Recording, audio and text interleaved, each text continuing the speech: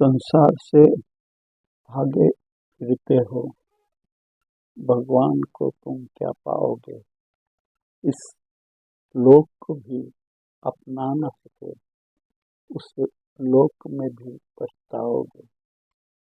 ये पाप है क्या, ये पुण्य है क्या, रीतों पर स्वर्ग धर्म की मोहरे है। हर युग में बदलते धर्मों को कैसे आदर्श बनाओगे। ये भोग भी एक तपस्या है, तुम त्याग के मारे क्या जानो। अपमान रचियता का होगा, अपमान रचियता का होगा, रचना को अगर ठुकराओगे। हम कहते हैं ये जग अपना है, तुम कहते हो झूठा सपना है। हम जन्म बिता कर जाएंगे, तुम जन्म गवा कर जाओगे।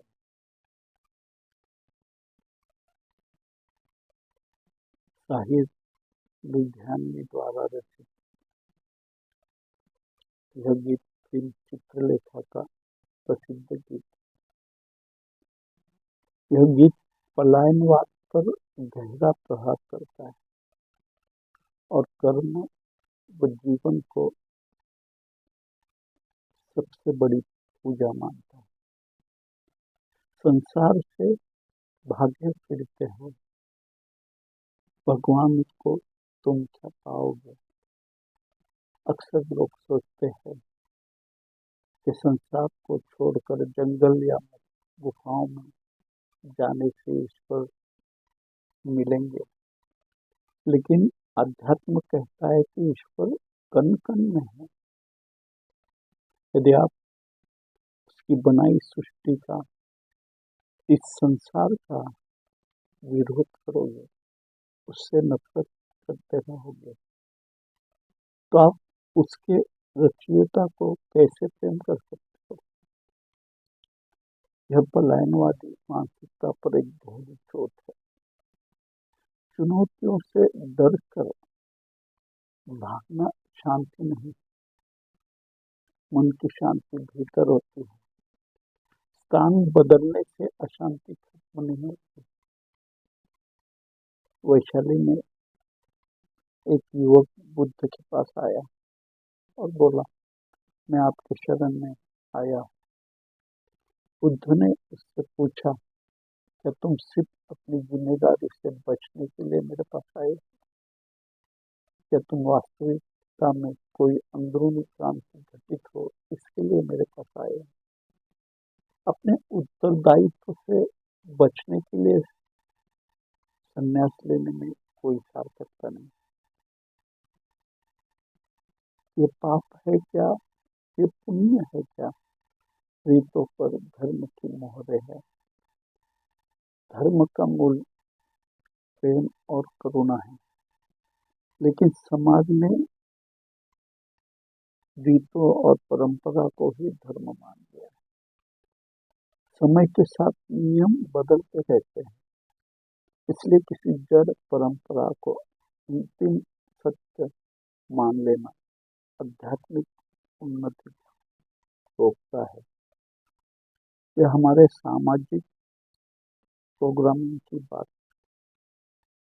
हम अक्सर स्वयं के विवेक का उपयोग करने के बजाय समाज द्वारा किए गए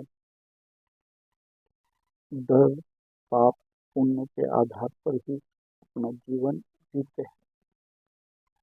ये भोग की एक तपस्या है, तुम त्याग के मारे क्या जानो। भोग का अर्थ केवल विलास नहीं, बल्कि संसार के अनुभव को पूरी जागरूकता के साथ जीना है। यदि मन में इच्छाएं दबी है और आप ऊपर से त्याग का ढोंग कर रहे हो, तो वह तपस्या नहीं। संसार में रहकर निर्लिप्त रहना सबसे बड़ी तपस्या है। दमन और परित्याग में ये अंतर है। किसी चीज को जबरदस्ती छोड़ने से मन उसी में अटका रहता है, जीवन का अनुभव लेना परिपक्वता के लिए आवश्यक है। कल मैंने एक कथा सुनी। एक शाम एक जैन गुरु अपने मठ के बाहर बरामदे में बैठ मेज में शराब पी रहे थे। उनके बरामदे में उनके सामने मेज पर एक शराब का प्याला था। सूरज डूबने को था। पक्षियां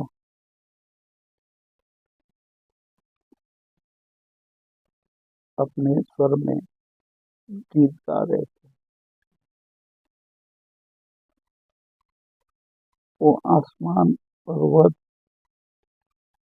और डूबता हुआ सूरज देखते हुए, उस सृष्टि का सौंदर्य निहारते हुए वो शराब का एक एक घूंट ले रहे। बुद्ध के सूत्रों को शास्त्रों में नहीं बल्कि वास्तविक जीवन में उन्होंने देखा था। उस समय वहीं पर एक धार्मिक शिक्षक गुजर रहा, जिसके लिए बुद्ध के उपदेश, उनके नियम यही अत्यंत महत्वपूर्ण थे। उनके आंखों में चमक तो थी, लेकिन यह चमक करुणा की नहीं बल्कि अपनी पवित्रता की, अपने अहंकार की चमक। उनके चेहरे पर धर्म की एक अदृश्य बोझ स्पष्ट दिखाई दे रहा था। उनका चेहरा गंभीर, मानो मुस्कुराना भी उनके लिए जैसे कोई पाप हो गया। धर्म उनके लिए नियमों की एक लंबी सूची मात्र रह गया था। उनका नियमों के पालन करने में वे स्वयं को दूसरों से श्रेष्ठ समझते थे। शराब की गंध उनके नास्तिकों तक पहुंची। उन्होंने देखा जैन गुरु शराब के एक साधारण प्याले के साथ बैठे हुए थे। उनके चेहरे पर तिरस्कार और गुणा का भाव प्रकट हुआ। वे देखकर वो जैन गुरु जिन्होंने देखा उनको, उन्होंने कहा, आओ मेरे मित्र, तुम सही समय पर आए हो। इस खूबसूरत शाम में मेरे साथ इस प्याले का आस्वाद लेते हुए इस सृष्टि का सौंदर्य निहारो। तंजान के उस जैन गुरु के अनुरोध पर वो शिक्षक क्रोधित हुए।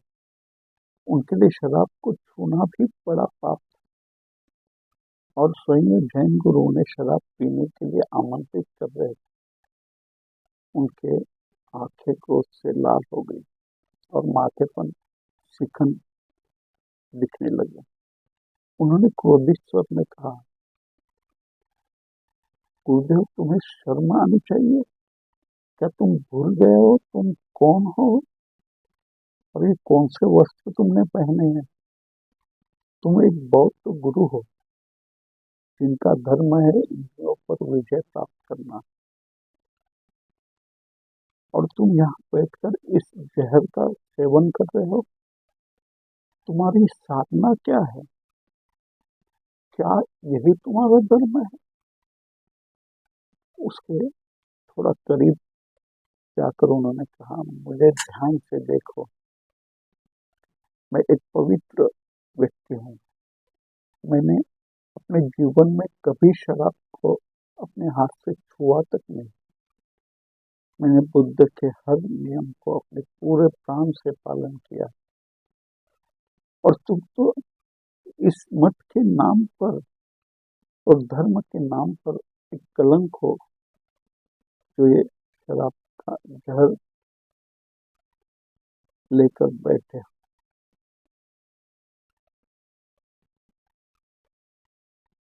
गुरुदेव ने शिक्षक को, गुस्से को ऐसे देखा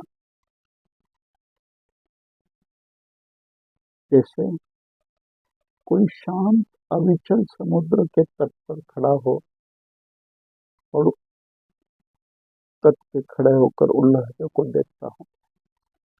उन्होंने शराब का एक घूंट लिया, मुस्कुराए और प्यालों को मेज पर रखकर एक गहरी सांस ली और बहुत धीमे स्वर में उन्होंने कहा, मैं उस व्यक्ति को इंसान ही नहीं मानता जो कभी शराब को स्पर्श भी नहीं करता हो। यह बात सुनकर तो शिक्षक और भी ज्यादा क्रोधित हुए। उन्हें अपने आध्यात्मिक साधना, अपने नियमों पर, अपने ब्रह्मचर्य पर, अपने किताबी ज्ञान पर बहुत बड़ा घमंड था। उन्हें लगता था कि वे खुद आम लोगों से श्रेष्ठ है और यहाँ जैन गुरु ये कह रहे थे कि तुम तो इंसान भी नहीं हो, जो कि उस शिक्षक के लिए बहुत ही अपमानजनक था। उनके अहंकार को ठेस पहुंची और वो जोर से चिल्लाए, तुम्हारी ये हिम्मत, तुम खुद शराब पी रहे हो और तुम मुझे बताते हो, मुझसे पूछ रहे हो कि मैं कौन हूँ। अगर तुम्हारी भ्रमित दृष्टि में मैं मनुष्य नहीं हूँ तो फिर मैं हो कौन? कौन हूँ मैं? क्या कोई जानवर हूँ, कोई प्राणी हूँ, कोई पशु हूँ या कोई प्रेत हूँ? अचानक एक सन्नाटा सा छा गया। तो डूबता सूरज भी शायद सदगुरु के जवाब सुनने के लिए जैसे कुछ क्षण ठहर गया। वो भी उनके जवाब के लिए उत्सुक था। उस शिक्षक का चेहरा बड़ा कठोर हो गया था। उस चेहरे में जीवन का कोई प्रवाह नहीं था। उसके भीतर मनुष्य के नियम के बंधन से, उनका भीतर का मनुष्य नियमों के बंधन में जकड़ा हुआ था। वो इतना शुद्ध हो गया था कि उसके लिए अपवित्रता को समझना कठिन था। सदगुरु अत्यंत शांत और सौम्य स्वर में कहा, सदगुरु ने अत्यंत शांत और सौम्य स्वर में कहा, तुम बुद्ध हो। यह जवाब शिक्षक की उम्मीदों के बिल्कुल विपरीत था। उन्होंने सोचा था कि शायद वे क्रोधित होंगे, कुछ तर्क प्रस्तुत करेंगे, गाली देंगे, लेकिन उनके शब्द बुद्ध में कोई गरिमा नहीं थी। तो सदगुरु ये कहना चाहते थे कि जब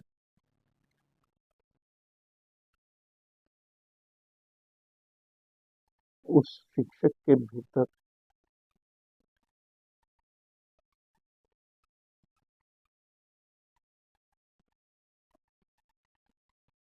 का मनुष्य लगभग मुतवत हो गया है, वो मांस हड्डियों के एक साधारण मनुष्य नहीं रह गए, जैसे वो पत्थर हो चुके। वे जीवन की वास्तविक सत्य से बहुत दूर हो गए, नियमों के जाल में इतना फंस गए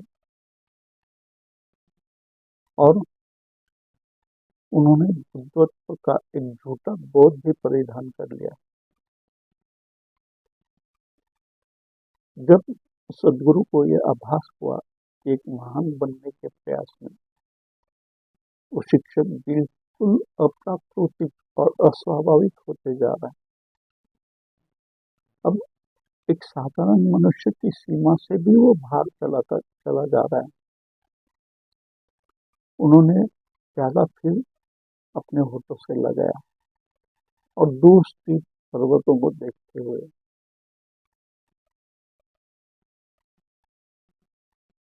उस सृष्टि का सौंदर्य फिर से निहारते हुए अपने में ही गुम हो गए। उनके ये शब्द कि तुम बुद्ध हो, वो आशीर्वाद के रूप में नहीं, बल्कि एक वज्राघात की तरह उस शिक्षक के ऊपर बरसे थे। यह कोई प्रशंसा नहीं, बल्कि एक दर्पण था जिसमें वो शिक्षक देख सके अपनी पवित्रता का सच्चा चेहरा, जिसे अपने पूरे जीवन में उन्होंने एक उपलब्धि माना था। मनुष्य वासना, घृणा, क्रोध आदि को आसानी से छोड़ सकता है, लेकिन शुद्धता का अहंकार नहीं छूटता। यह शुद्धता के जाल में वो इतना फंस गया था।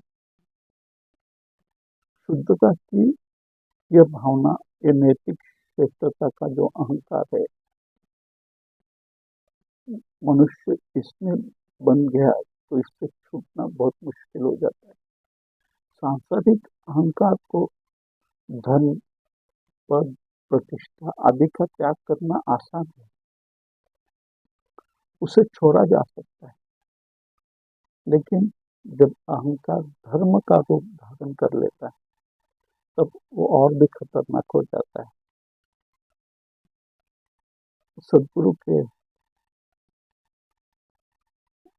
शब्द, उसके भीतर कोई जागरण की लहर पैदा तो नहीं हुई शिक्षक के भीतर में। वो भीतर से जैसे एक पत्थर में परिवर्तित हो चुका, जिसमें पवित्रता तो थी, लेकिन जीवन का प्रवाह नहीं था। वो सत्य का खोजी नहीं, बल्कि केवल धार्मिक नियमों का रक्षक बन गया था। उन्होंने अपनी सहज प्रकृतियों को दबा दिया था। शराब उन्होंने छोड़ी नहीं थी, बल्कि वे उससे नफरत करने लगे थे। और आध्यात्मिकता तो कहती है कि हम जिस चीज को दबाते हैं, जिस चीज से भागते हैं, उसी के गुलाम बन जाते हैं। वे शराब के विरोध भी केवल इसलिए नहीं बने थे कि वो शराब जहर है शराब,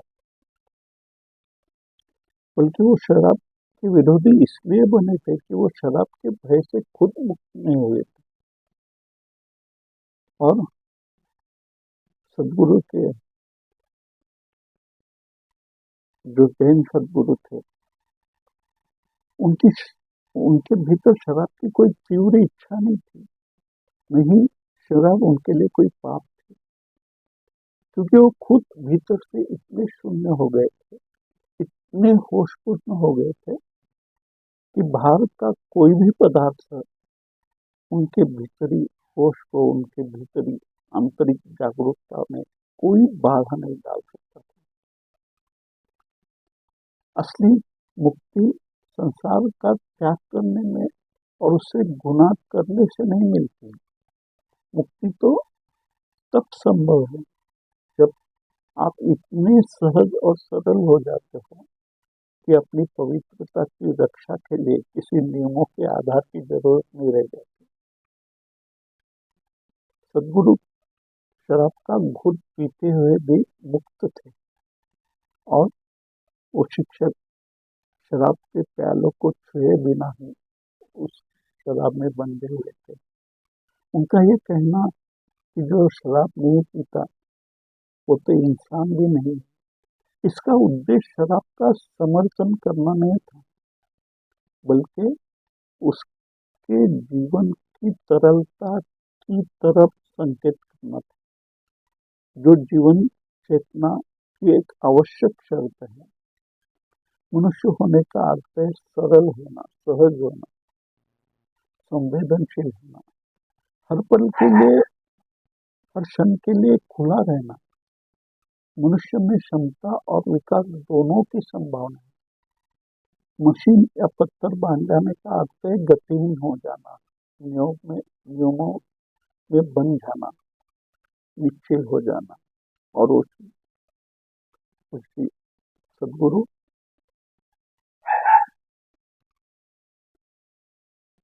उस तरफ एक संकेत कर रहे थे, प्रत्यक्ष अप्रत्यक्ष ढंग से, जो शिक्षक समझ सके उनके इशारों को।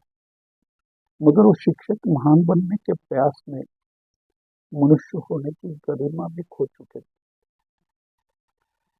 तुम्हें पत्थर नहीं बनना है, तुम्हें चैतन्यपूर्ण होना है, सहज होना है। शराब पीते हुए भी वो सदगुरु अपने केंद्र पर स्थिर थे, क्योंकि उनकी चेतना जागरूक थी। और शराब को बिना स्पर्श किए भी वो शिक्षक अपने केंद्र से दूर थे। क्रोध, अहंकार और पवित्रता के नशे में चूर थे, और उसमें चूर होकर वे अपने मूल स्वरूप से भी बहुत दूर हो चुके थे। बुद्धत्व नियमों का पालन करना नहीं, बल्कि बिना किसी मुखौटे के जीवन की बहती धारा में एकरूप हो जाना है। सदगुरु ने यही संदेश देना चाहा। मुख्य व्यक्ति वही है जो अस्तित्व और गैर अस्तित्व दोनों से परे चला गया।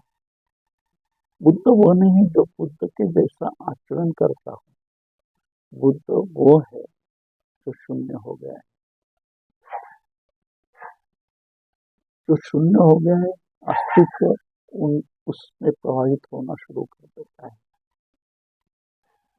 वो शिक्षक सिद्धांतों के बोझ के नीचे दब चुके थे, जबकि वो सदगुरु एक गहन शून्य में डूबे हुए थे, एक गुस्तों में थे, मस्ती में थे। जब जिंदगी में द्वंद, टकराव समझ में आ जाएगा, तो सारे सवाल खत्म हो जाएंगे। अगर प्यार करना है तो नफरत को भी स्वीकार करना पड़ेगा। नफरत के लिए भी तैयार रहना होगा, तब नफरत परेशानी नहीं होगी। दोनों के बीच में एक रिदम होगा, एक तालमेल होगा, एक समझौता होगी। तब नफरत और प्यार दोनों सामान्य हो जाएंगे। जीवन अच्छे बुरे जीवन में अच्छे बुरे समझे जाने वाले हर भावनाओं के बीच में एक ही जीवन प्रवाह बहता रहता है। जब तक हम किसी भावना को समग्र इस्तेमाल नहीं करते, तब तक भीतर बहते हुए इस प्रवाह को हम नहीं समझ सकते। मनुष्य कुछ भावनाओं को लेकर इतना भयभीत रहता है कि वो अन्य किसी भाव को समग्रता से जी नहीं पाता। उसका भय हर भावनाओं में कड़वाहट निर्माण करता है। इस कारण पूरा जीवन ही विषाक्त हो जाता है। जीसस कहते हैं, परमात्मा के राज्य में प्रवेश करना चाहते हो तो छोटे बच्चे के जैसे हो जाओ। जब बच्चे के जैसे जीने लगोगे, पूर्ण समग्रता से, पूर्णता से, तब जीना सीख पाओगे। जिंदगी में हर भावना, चाहे वह अच्छी हो या बुरी, उसके भीतर एक ही जीवन धारा बहती है। लेकिन इस जीवन धारा को जब तक हम समग्रता से जी नहीं लेते, किसी भावनाओं को, तब तक हम किसी एक भावना से लेकर डर अपार हमारे भीतर पैदा होता है, तो वो डर हर भावनाओं को कुलुषित कर जाता है। अपमान रचयिता का होगा, रचना को अगर ठुकराओगे, ईश्वर को और उसकी रचना, प्रकृति और संसार अलग नहीं है। यदि आप फूल, पौधे, पक्षी, मनुष्य और प्रेम को माया कहकर ठुकराते हो, तो आप प्रत्यक्ष अप्रत्यक्ष रूप से उस कलाकार की, ईश्वर की कला का अपमान कर रहे हो। यह कृतज्ञता का संदेश जीवन का एक उपहार है। इसे बोझ समझकर जीने की बजाय इसकी सुंदरता को स्वीकार करो। यही हमारे मानसिक स्वास्थ्य के लिए भी बेहतर। हम कहते हैं जग अपना है, तुम कहते हो झूठा सपना है। अद्वैत दर्शन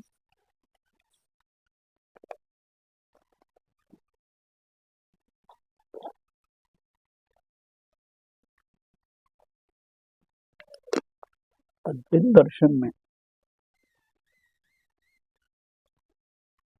जगत को मिथ्या कहा गया है लेकिन इसका अर्थ यह नहीं कि इसे अनदेखा कर दे।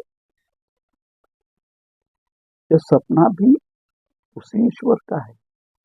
इसे अपना मानकर सेवा भाव से जीना ही वास्तविक कर्मयोग है। दो तरह के दृष्टिकोण है, एक जो जीवन की सार्थकता में विश्वास रखता है और दूसरा जो सब कुछ व्यर्थ मानता है। सकारात्मक दृष्टिकोण वाला व्यक्ति जीवन को संवारता है, जबकि नकारात्मक दृष्टिकोण वाला व्यक्ति अवसरों को खो देता है। इस गीत का सार यह है कि जीवन से भागना धर्म नहीं है, बल्कि जीवन को उसकी पूर्णता में स्वीकार करना ही सच्ची आध्यात्मिकता है। इस पाप, पुण्य और त्याग के मनोविज्ञान को थोड़ा गहराई से समझना, क्योंकि ये दो स्तंभ इंसान के मन में सबसे ज्यादा द्वंद्व पैदा करते हैं। रीतों पर धर्म की मोहरे है। इसका मतलब है कि जिसे हम पाप या पुण्य कहते हैं, उसमें अधिकांश केवल एक सामाजिक नियम, जिन्हें हम धर्म के नाम देकर सुरक्षित करना चाहते हैं। हमें बचपन से सिखाया जाता है कि यह करोगे तो पाप लगेगा। ये हमारा अवचेतन मन एक गिल्ट पैदा करता है जब तक हम करते हैं। कई बार व्यक्ति वह काम करता है जिसके नहीं करता वो काम जिसके लिए, यानी उसके जीवन के विकास के लिए जो आवश्यक है, अनिवार्य है, वो काम वो नहीं करता, केवल इस डर से कि समाज में एक पाप पुण्य का उसके भीतर जो उसके अंतस में एक गहरा बीज बोया है, वास्तविक जीवन खिल ही नहीं पाता, क्योंकि समाज ने किसी चीज को पाप की श्रेणी में और किसी चीज को पुण्य की श्रेणी में रखा है। वास्तविक अध्यात्म जिसे कहते हैं, उसमें पाप का अर्थ है जब आप होश में नहीं हो, तब आप दूसरों को या खुद को चोट पहुंचाते हो, वही पाप है। पुण्य वो है जो होशपूर्ण कुत्ते आप करते हो, करुणा और प्रेम से उपजा, न कि स्वर्ग पाने की लालसा में किया गया कोई सौदा। कि ये योग भी, ये भोग भी एक तपस्या है। तुम त्याग के मारे क्या जानो। यहाँ त्याग के मारे शब्द उन लोगों के लिए है जो मन में वासना दबाए बैठे हैं और बाहर से साधु बनकर फिरते हैं। यदि अपनी इच्छाओं को जबरदस्ती दबाते हैं तो वो खत्म नहीं होती, बल्कि मानसिक रोग पैदा करती है, विकृति बन जाती है। जो व्यक्ति भोजन, का जबरन त्याग करता है, उसे 24 घंटे भोजन के ही सपने आते हैं, वो उसी के बारे में सोचते रहते हैं। भोग एक तपस्या कैसे? जब आप संसार के सुखों को अपनी पूरी जागरूकता के साथ भोगते हैं तो धीरे धीरे आप उससे ऊपर उठने लगते हैं। इसे तृप्ति कहते हैं। जब मन भर जाता है तो त्याग अपने आप घटित हो जाता है, कुछ करना नहीं पड़ता। यदि ईश्वर ने इंद्रियां दी है तो उनका उद्देश्य कुछ अनुभव करना है। रचना को, संसार को ठुकराना रचयिता का अपमान है, क्योंकि उसने यह जगत हमारे विकास के लिए, हमारे अनुभव के लिए बनाया। जब जन्म बिता कर जाना और जन्म गंवा कर जाना,